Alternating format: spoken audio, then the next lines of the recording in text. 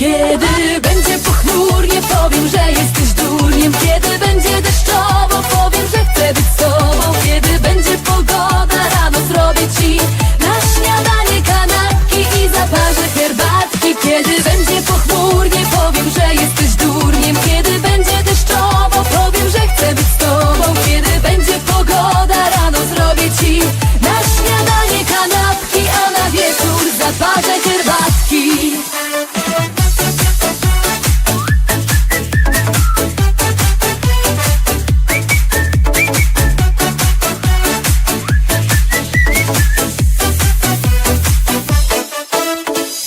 Kobieta zmienna jest tak po prostu.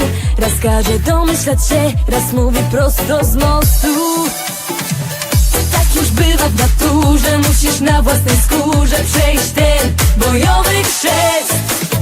Musisz w końcu naprawdę się pogodzić z tym faktem. Kobieta zmienną